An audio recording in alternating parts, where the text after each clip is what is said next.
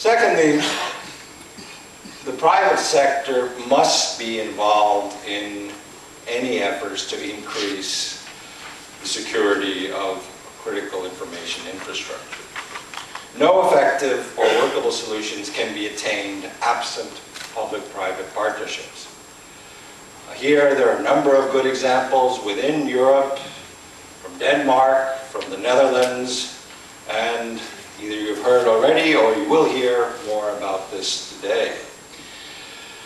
And third, we need, at the national level, greater coordination between the various national authorities that are tasked to deal with the infrastructure, communication infrastructure, which means we need to bring together law enforcement, regulators, emergency response authorities, military, as well as parliaments, because much of the work that needs to be done actually has to do with the legal framework.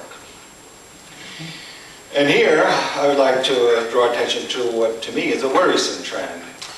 We seem incapable of adequately apportioning national responsibility and competence in the area of critical information infrastructure protection. Competition between, or rivalry between relevant agencies can lead to duplicate or, even worse, counterproductive efforts.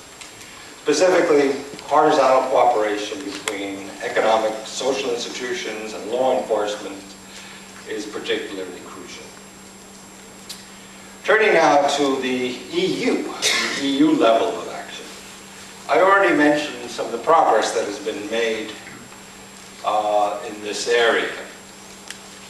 Again, I think we need some consciousness raising within or at the EU level. In European legal and political discourse, we have something called the principle of subsidiarity. It has a positive and negative function. One of its functions is to preclude union-level competence in areas where regional, national, or local actors are capable of effective action. And secondly, to enable action where localized power proves insufficient. And I would argue that at the EU level, and also at the international level, that cybersecurity, the security of critical information infrastructure, is almost, by definition, a cross-border, supranational issue. Because, after all, who would be so stupid as to engage in cybercrime in one's own country? Because it's fairly easy to get someone's ISP within Estonia and identify, or whatever country, and identify who's doing it.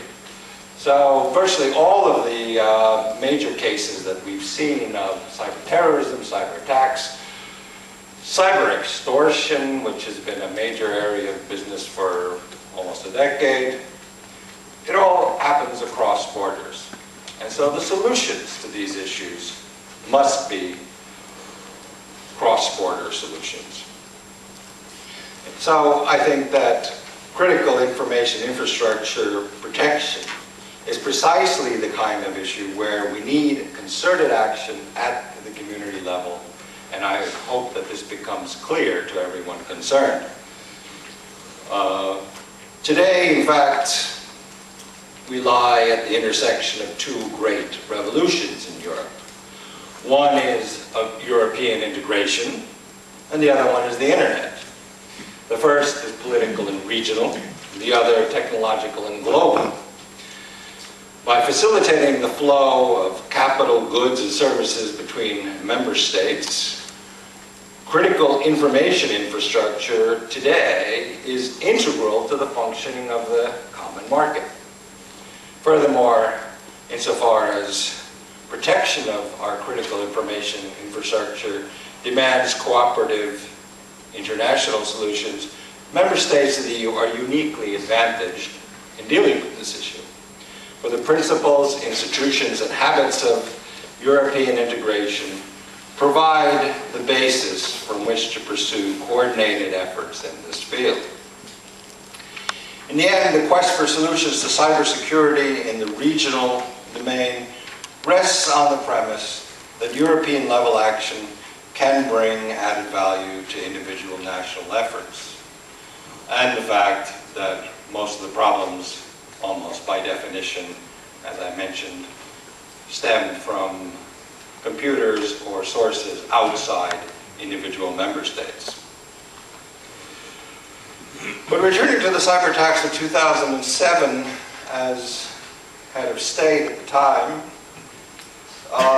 this episode really brought forward to me the big question for EU member states. What obligations do EU member states face if one of their fellow member states faces a cyber attack or a cyber assault? At the time, there was no clear or evident answer, though the question was rather pressing. The solutions we found were largely pan-European, but they were largely also ad hoc. They did not take place within the framework of an well-established EU policy. It just so happened that Estonia had been preparing for its first computerized elections, which it held. Since they were computerized elections, we thought ahead and thought that every hacker worth his salt would try to disrupt the elections, or the computerized part. And so we gamed DDoS attacks beforehand. And when we gamed the DDoS attacks, we found out that there were certain weaknesses, and as a result, we took steps and contacted partner CERTs to deal with a potential DDoS attack, which didn't come during our elections, but which came shortly thereafter. But today, in the relative post-2007 tranquility, at least in this country, we can ask ourselves more seriously, what is the extent of our obligations as member states, politically, economically, and socially, to other member states who should perhaps come under attack in a cyber assault? We don't need to get into the issue of collective defense.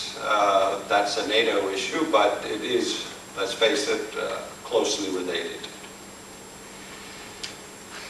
And the other question, less philosophical, is what are the union-level contingency plans for attacks against individual members within the European Union?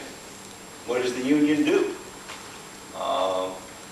Is there an EU policy should member X come under a cyber attack? Certainly, in the opinion of the Estonian CERT, EU governments reacted quickly to the attacks. Together with partner services, a number of bots that were nesting within the EU were swiftly neutralized.